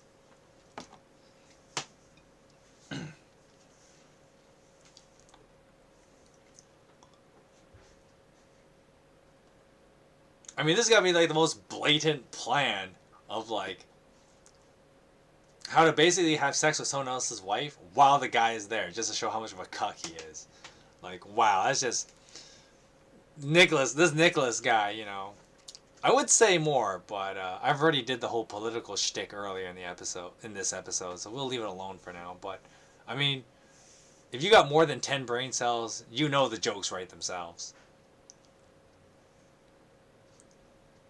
The simple carpenter went off lamenting and confided the secret to his wife, who already knew the purpose behind the whole fantastic scheme much better than he did. Nonetheless, she pretended to be frightened to death. "Alas!" she exclaimed, "hurry up and help us escape, or I'll be killed. I am your true and lawful wedded wife, and so, dear husband, go and help save our lives." How potent is the fancy! People are so impressionable. They can die of imagination. The poor carpenter began to quake. He really thought he was going to see Noah's flood come tumbling in like the sea to drown his honey pet Allison. He sighed shudderingly, wept, lamented, and looked thoroughly miserable. Then, having gone and got a hold of kneading trough and a couple of large tubs, and conveyed the serendipity into the house. Well, that acting is amazing. I try. Into the house, he secretly hung them up. With his own hands, he made the rungs an upright for 3 ladders that climb into the tubs, hanging into the rafters. Next, he provisioned both the trough and 2 tubs with bread and cheese, and a jug of good ale. Quite enough to last a day. Before completing these arrangements, he packed off his serving lad, and the maid as well, to London on an errand. And on Monday, when it drew towards night, he shut the door without lighting the candles, making sure that everything was in order. A moment later, after all 3 of them clambered into the tubs and sat there motionless for a few good minutes. "Now say the Lord's Prayer," said Nicholas. "Hush, hush," said John. And "hush," said Allison. The carpenter said his devotions and sat quietly, then prayed again, listening for the rain. After his busy and tiring day, the carpenter fell dead asleep about the curfew time, or perhaps a little later. A nightmare set him loudly groaning, and because his head was resting uncomfortably, he began to snore.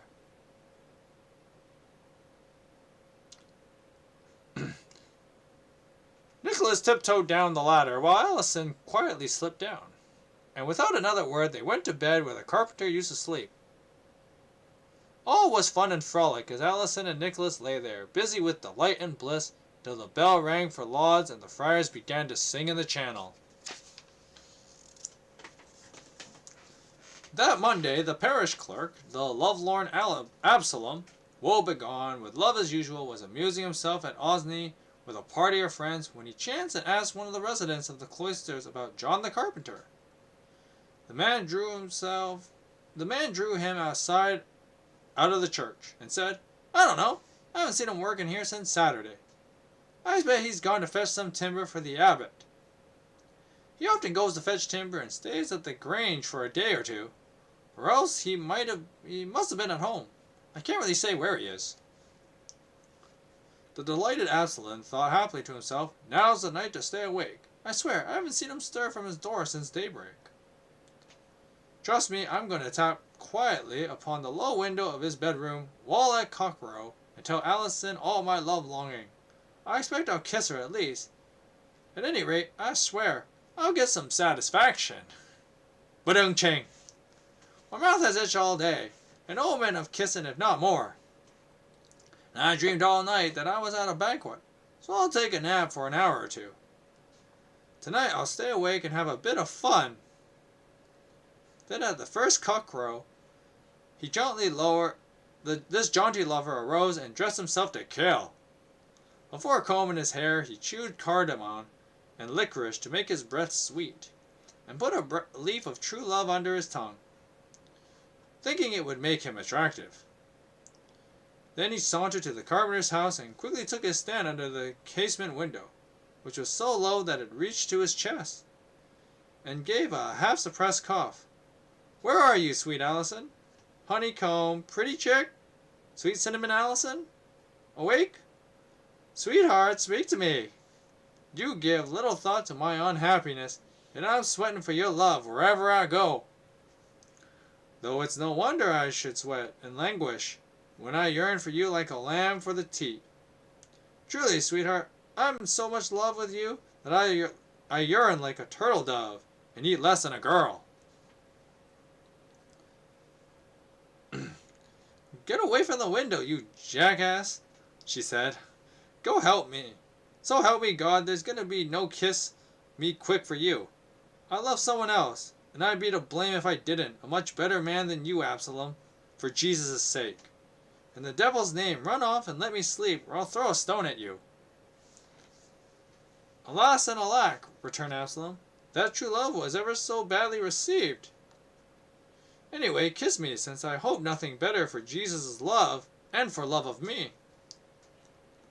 "Then you promise to be off?" she said.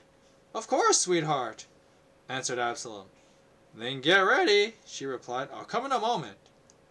And she whispered to Nicholas, "Shush now, and you'll have a good laugh." Then Absalom went down upon his knees and said, "In every way I'm well off. There's more to come here after this, I hope. Sweetheart, be kind. Sweet chick, be kind to me." Hastily, she unfastened the window. "Come on and get it over," she said. "Be quick about it in any case of the neighbors see you." Absalom began to wipe his mouth dry. The night was pitch black as coal. When she put her arse-hole out of the window, as luck would have it, Absalom gave her bare ass a smacking kiss before he knew what it was. Back he started. There was something wrong, for he felt a rough and hairy thing, and he knew women don't have beards. "Phew! What have I done?" he exclaimed. "Ha ha!" she laughed, and clasped the window to. Absalom was left to take himself off the sorry case. "A beard? A beard?" cried Fly Nicholas. "By God, that's a good one." Poor Absalom heard every word and bit his lip with rage. He said to himself, "I'll pay you out for this." How Absalom rubbed and scrubbed his lips with dust and sand, and straw and cloth and shavings. May the devil take me, but I'll rather avenge his insult than own the town. He kept repeating. "Alas," Absalom continued, if I had only stayed clear." His burning love was quenched and cold. From the moment he kissed her arse, his malady was cured. He didn't give a damn for fancy women. He began a tirade of denunciation against them, weeping like a spanked child. Slowly he crossed the street to visit a smith called Master Gervis, who made plough fittings at his forge. He was busy sharpening shears and cutlers when Absalom knocked casually and said, "Open up, Gervis, and be quick about it." "What? Who's there?" "Why, it's me, Absalom." "What? Absalom? Why are you up so early, for Christ's sake?" "Ah, Lord bless us, what's up with you?" "Some young trumpet, I bet, leading you a dance." "Oh, by St. Neot, you know what I mean, all right." Absalom didn't give a bean for his chaff, and made no reply to it, because he had more fish to fry than Gervis knew. So he said, "See that hot plowshare in the chimney over there, old man? Please lend it to me, for I've got a job for it. I'll bring it back in a minute." And Gervis answered, "Well, of course. As I'm an honest smith, you could have it were it gold, or a whole bag full of sovereigns. But in Christ's name, what do you want for it? What do you want it for?" "Oh, never you mind," replied Absalom. "I'll tell you all about it one day." He picked up the plowshare by its handle, which was cool, Very quietly, he stole out of the door and went to the wall of the carpenter's house. First he coughed, then tapped upon the window exactly as before.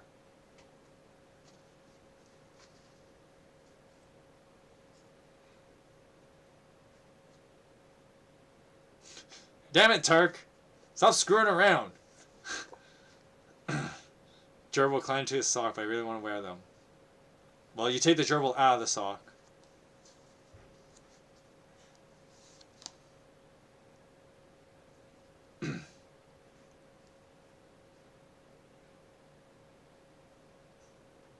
As long as the gerbil didn't spit in the sock, you should be fine.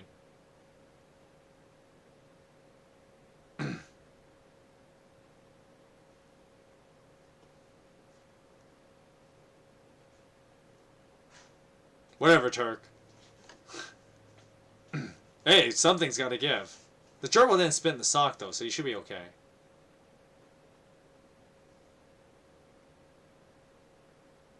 Yeah, I figured.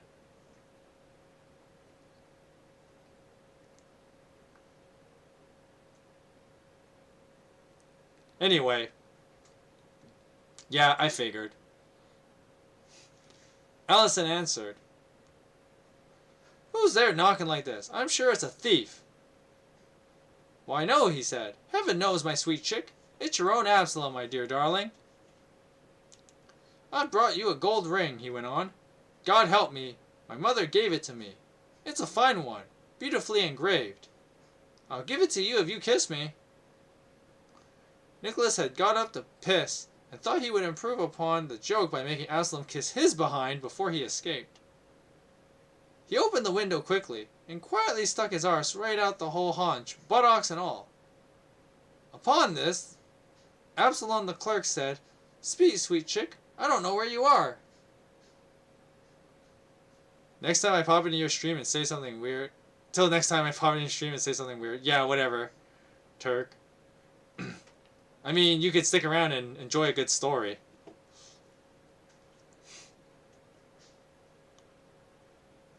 Okay.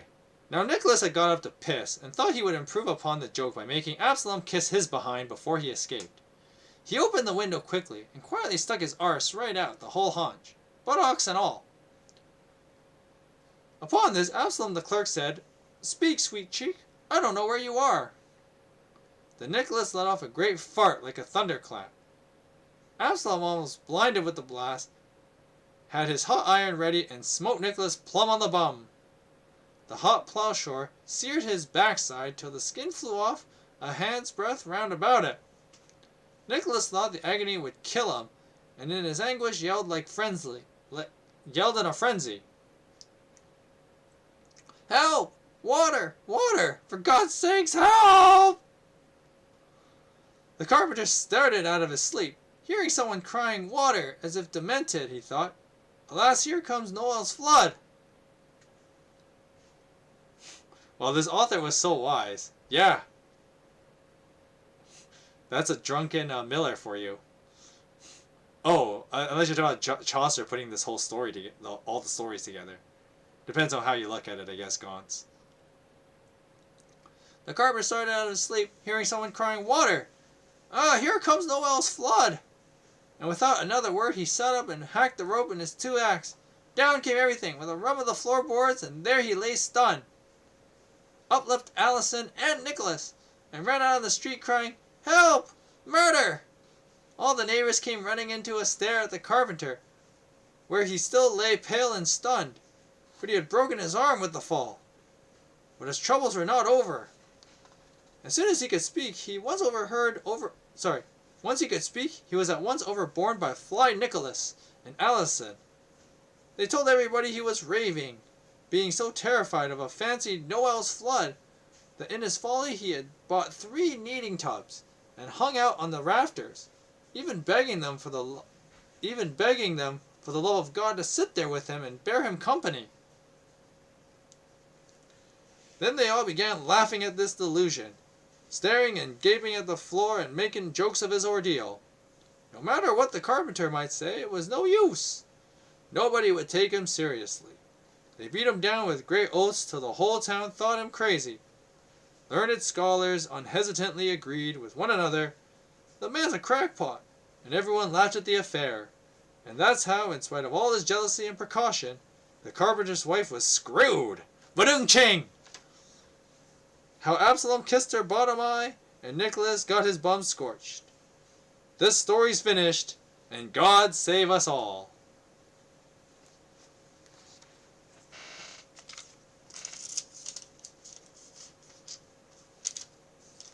And that ends The Miller's Tale of a guy getting his wife cheating on him with some broke-ass scholar, a priest who doesn't know to keep his own business, but ends up, being the hero of the story, ironically, because he catches the cheaters.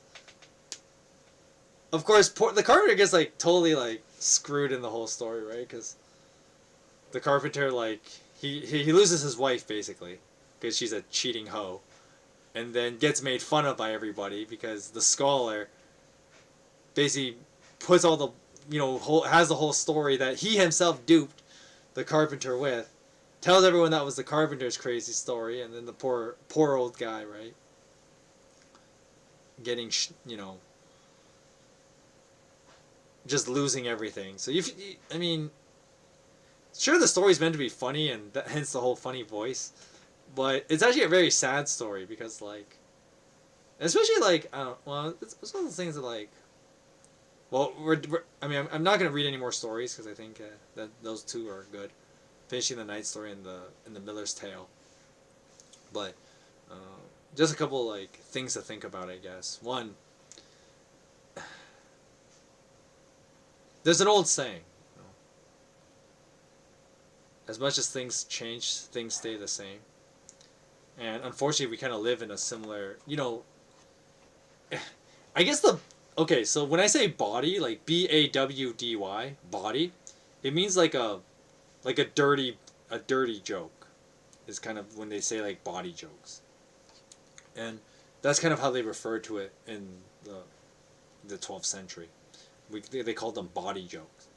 And even though bawdy jokes are meant to be crude and gross and whatever, at the same time, I think one of the things that makes them brilliant is that, especially the Miller's Tale is actually pretty brilliant, is because it really shows an interesting reflection of how society really is. And it's sad to say that because, you would hope that people would be better. But it really shows that despite all the virtue signaling and all that, most people are just awful. And so the Miller's Tale is a reminder of that, because of course if you contrast the Knight's Tale and the Miller's Tale, which is why I wanted to finish the Knight's Tale and read the Miller's Tale, and kind of talk about these two stories at the same time, is because there is an interesting contrast, right? So with the Knight's Tale, it's about these kind of ideals, how people act out of. Hey, watch that detector. I'll be right back. I gotta check that out.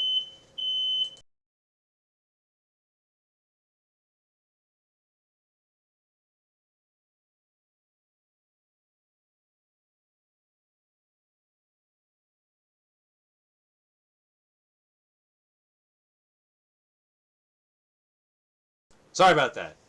My dad's cooking something, and then some of the steam reaches the fire detector, and the fire detector freaks out because it can't tell the difference between smoke from a fire and steam. I mean, technically the steam comes from the smoke of a fire, so right? But anyway, back to the whole the thing about the Knight's Tale is that people act out of character because of love and romanticism and all that stuff, which is kind of how we expect stories to be, right? If you watch any Japanese anime, everyone makes fun of how main characters act stupid because they end up being very out of character because they're so stricken with love, and as the love story plays out, they don't think straight, and they start acting out of character because love has taken such a hold on them, kind of thing. And even though it's entertaining to watch in say an anime or something, it's not realistic. It's very idealistic and romantic, in like not the sense of like love, but like, you know, the romantic idea of like you know, when Middle Ages talk about like romanticism, it means of like a how do I put this? Romanticism is basically this idea of like glorifying an idea. You think of like the idea of like putting something on a pedestal, an idea on a pedestal. That's kind of what romanticism is. And so the Knight's Tale kind of plays at this idea, and that's why the characters of the Knight's Tale break out of character because of idealisms and romanticism. So for instance, in the Knight's Tale, we had Archite and Palamon being like, you know, bros for life, and then they immediately like betray each other because Emily is just that hot. And it kind of like breaks character and then you look at real life, and most people don't do that. You don't. I mean, there are some cases where like people, like guys, will actually break their friendships over like a girl, but normally in real life that doesn't actually happen.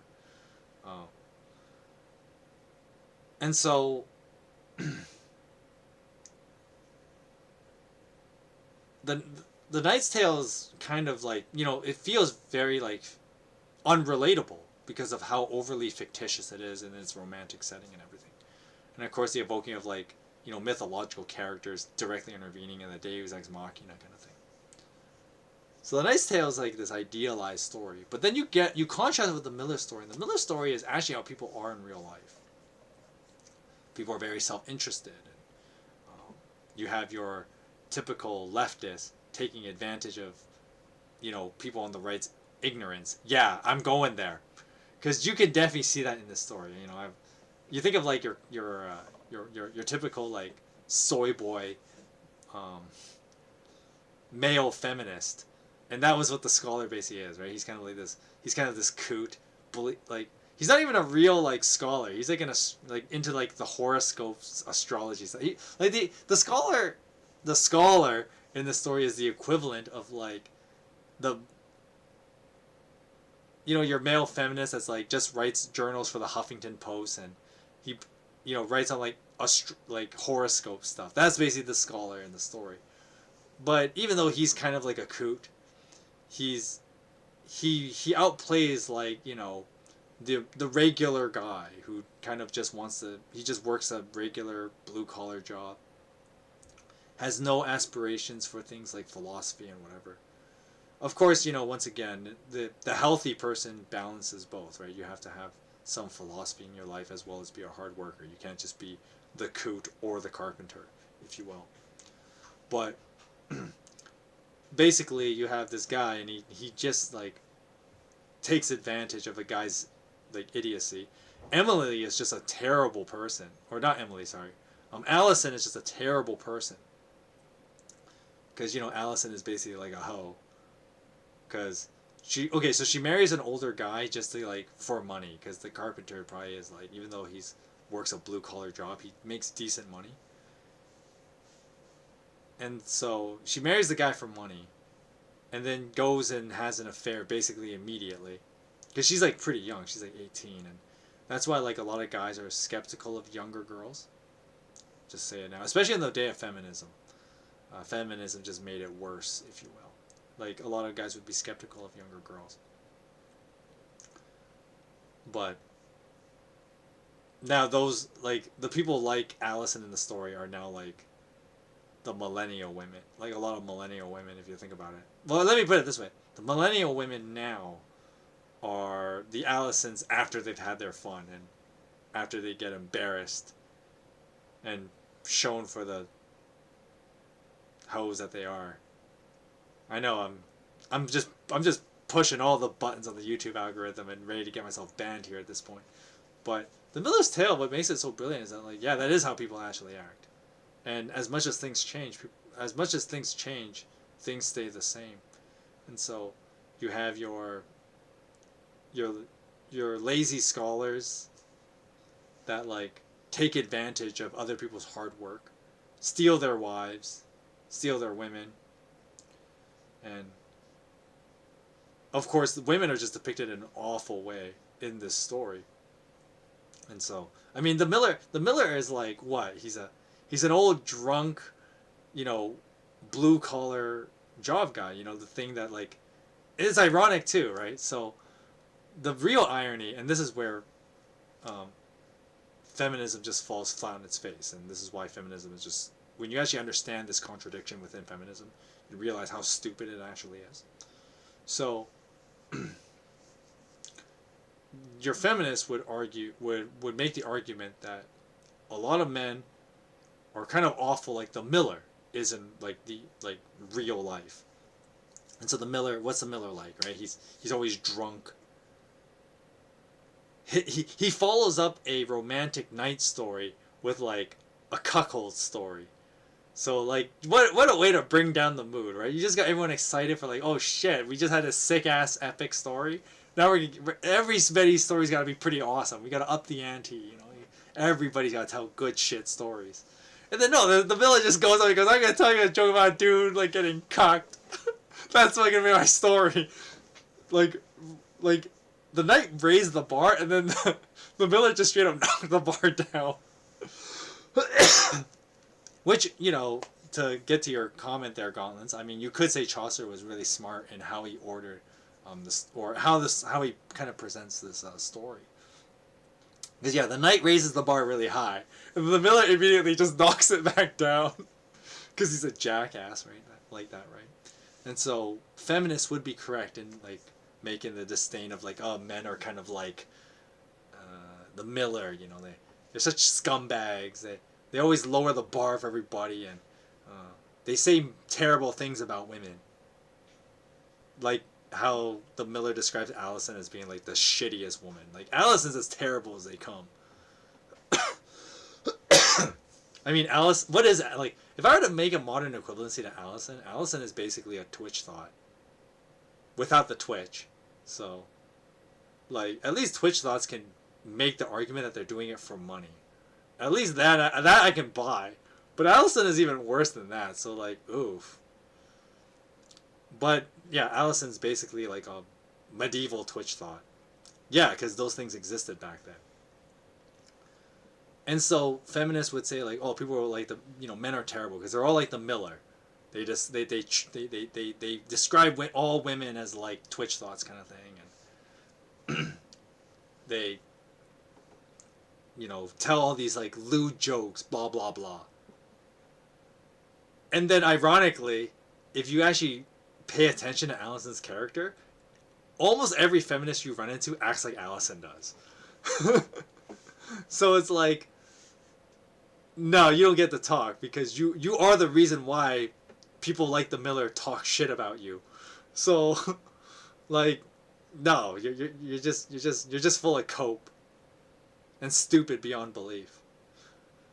And so, the Miller story, even though like the story is meant to be like just a lewd joke, it's actually very mentally provocative because it really does poke at like one of the things that many people, how do I put this? A lot of people lack perspective. Go watch my very first podcast, How to Knowledge. And something that many people lack is, sure, you can know basically anything because the internet exists. Basically any information you want is at your fingertips if you really wanted it. But even though we have all this knowledge available to us, you see that people are just so stupid. If TikTok has taught us anything, that's what it's taught us. Despite all the information on hand, people are incredibly stupid. And you wonder, well, why is that? And the main reason is because people lack perspective.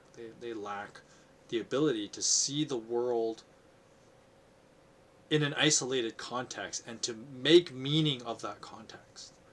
And that's why you find like, your typical incel is they're so listless because they don't have meaning. And the reason why they don't have meaning is because they don't know how to process their life experiences into meaning.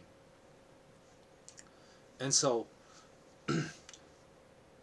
going back to the Miller's Tale, the Miller's Tale really draws out that like why do your blue collar millers, you know, like all the feminists complain, you know, these guys tell their lewd jokes and kind of view your Twitch thought girls and your feminists as bad people because of perspective. And so the Miller is an old drunk blue collar character, and his story is about a blue collar, less than smart, maybe drunk carpenter getting completely screwed by his society. And I mean, on the one hand, a modern reader might say, oh, the Miller story is way ahead of its time. But as I've said before, as much as things change, things stay the same. And this had been a persisting problem throughout human history. And to be fair, I mean, it's a human condition problem that we are pretty awful to each other, aren't we? In general, it's just kind of how people are. And so it's not just men or just women. It's a whole. We as a human race have a sickness that we have, a very terrible sickness. And of course, you know, the Christian worldview would call that sin. But instead of just shying away from the fact that there is sin or trying to erase its existence like modern feminists do, what we should do is to look at, use the sin in our lives as opportunity to be self-reflective. And of course the Christian worldview is that that's what repenting is about. Repenting is about turning away from all those things that make you terrible. Of course the Christian worldview is that you cannot ultimately do this on your own. You need the forgiveness of Jesus Christ. But let's put that aside for a minute and just go back to the sin sickness, if you will. Any intellectually honest, introspective person is willing to look at those parts of themselves and see that, like, yes, there is a problem. I have a problem. Now, of course, you know, the whole forgiveness of sins things doesn't just magically make things disappear. But at the same time, they must be addressed. With that said, though, on the inverse, the inverse of this is that if you think about it, why is offensive humor so funny? And the reason why it's funny is because when a person tells a joke, even if it's pretty offensive, the average person can be like, I get it. I relate. That makes sense. I can see that happening in my life. I can see that happening in other people's lives because it's a real thing. And that's what the Miller's Tale actually brilliantly does. Let's use a more modern example. A comedian I used to love watching was Russell Peters. I used to love watching Russell Peters. He's the Indian Canadian comedian guy, and his whole shtick is that he was really good at doing a lot of like racial stereotype jokes and told a lot of race jokes. Of course, the stuff he released back when I was in high school, so like 15 years ago or so, because that's how old I am. The stuff he released back 15 years ago, you could not make that. You could not make that stuff today. People would talk about how like it's racist. Some of his jokes are racist because they are, but the reason why they're so funny, they were hilarious, and I still think they're hilarious, is because your average person actually has perspective and goes, I get that. That makes sense. That's so true. That happened. That probably happened to you or to me at some point. So when like Russell Peters tells like this joke about, he tells a joke about beating white parents need to beat their kids, and how like when Russell Peters was growing up, him and all the other like people of color, if you will, they would talk about how like the ass whooping they got as kids, and the joke was that like, oh, you know, like the black kid got their ass beaten as a kid, Asian kid got their ass beaten as a kid, Indians got their asses beaten as a kid. And then he would tell the story about like the white kid who doesn't get beaten, and how the joke goes is that Russell Peters said, okay, the shittiest thing you could do is try to take a white kid's advice on how to deal with your parents. And so somebody gonna get hurt real bad. And then Russell Peters continues the joke by saying, well, eventually his white friend told him that, like, well, what you can do is you can threaten to call child services. You don't have to do it. Just threaten him with it, and it'll scare the crap out of him. And then Russell Peters thinks, oh, I'm gonna try that on on my dad. And so one day he's like, Russell Peters tells a joke, and he goes, I'm about to get my next bean from my dad, and I tell him, stop, don't do it. I'll phone child services. And the dad goes, you'll do what? I said I'll phone child services. Oh, is that right? Well, then let me get you the phone, tough guy. And then Russell Peters goes, well, what are you doing? If I phone child services, you'll get in trouble. I might get into a little bit of trouble. But I know it takes them 23 minutes to get here. In that time, somebody's going to get hurt real bad. And everybody laughs at the joke because, one, the punchline's great. And two, the reason why the joke is so funny is because people get it. People relate to that. People know what it's like to have trouble with their parents.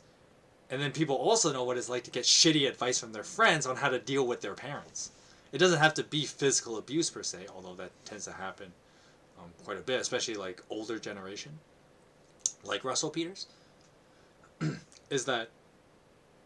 But the idea is that people understand that, like, what it's like to have tension with their parents and then getting shitty advice on how to deal with their parents. And so when Russell tells his joke about getting crappy advice on how to deal with his parents, everybody finds it funny because everybody's like, I get it. That's my life too. It may not be exactly the same. Your life does not mirror someone else's, but we share enough, life experiences. That's part of the whole. I thought that's a whole like human connection thing. As we are all human beings, we all share those connections, and the idea of like dealing with your parents and getting shitty advice from your friends, that is a concept that exists beyond culture, beyond language. Because everybody's had to deal with that in some way shape, or form. You think of, every teenager will tell you that, like, part of the teenage rebellious phase is you try to find answers outside of, like, your parents, and then you get shitty advice, and then it ends up getting you in trouble. And so that's the joke. And so people get that, and they relate to it. And so I know I had the whole long-winded thing about Russell Peters, but I kind of miss his old humor, as you can tell. And modern comedians these days, I shouldn't say modern comedians, there are still some good ones around. But there's a lot of quote-unquote comedy that's just, like, terrible because it's all, like, censored. And once you remove the offensive elements of comedy, you've kind of lost the point of comedy. After all, the point of comedy is to take horrible things in our lives and then finding a way to laugh at it. So the Russell Peters example is like, being abused as a child is not good. Like, that's obviously not a good thing. But as we become adults and we grow beyond that, you can look back and not just be like bitter toward your parents. You can find ways of laughing about it and, thinking of like, yeah, your parents were stupid at that time. But as an adult, you've changed. And you can laugh at it now. That's the point of comedy. You can take something horrible and laugh at it. Because when you're able to laugh at your past traumas, it shows you've overcome it. But we've kind of lost that in our culture. And of course, I could do a whole stream about how, unfortunately, we now live in a society that worships the idea of being weak. Weakness is the virtue. Which is stupid for like 1,000 reasons. But we live in a culture that worships the idea of being weak. And so to overcome your trauma, which is a sign of strength, is viewed as a bad thing because the weakness is what's good. So being stuck in your being traumatized is the good thing, and being stuck in that trauma is the good thing. But in the grand scheme of things, it's actually a terrible way to live. Why do you think so many guys have why do you think there are so many incels around? Think about it. when you bring this idea of worshiping weakness, and then now you have this massive increase of like school shooters and incelhood. Well, correlation isn't causation, but come on, like there's obviously a relation of some kind. But anyway, back to the Miller's Tale, which I have long detracted from, but I think you've gotten the point at this point, is that, sure, the story is gross. You know, people sticking their bums out windows, the priest kissing a girl's asshole. Like, yeah, it's kind of gross. But people get it, and the characters get it. And when you read the next part, like, the people get it, and that's why they think it's kind of funny. Even though it's like so gross, and it's like, oh my god, like, are you for real, bro? But people get it, and it's because it's how real life is. Real life is messy like that. Real life is gross.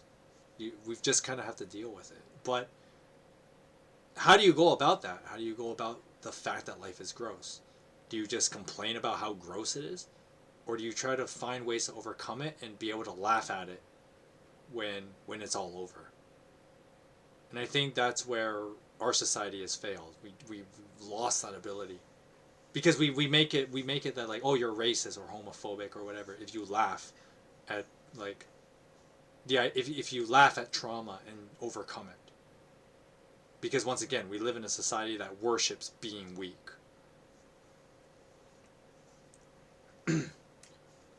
But anyway, I've rambled enough about the Miller's Tale. I think it's funny, and and the reason why it's funny, I think, is because everybody can relate to it to some degree. Like, okay, your wife might not cheat on you like that, but everyone knows what it's like to deal with, like, unfaithfulness. Everyone knows what it's like to be treated badly by outsiders and having your society shit on you. Everyone knows what that's like. As Anne Ryan said, after all, everyone is ultimately a minority, the minority of one, against everyone else of the human race. And so, with that said, everyone knows what it's like to be picked on for who they are and to be ostracized for who they are.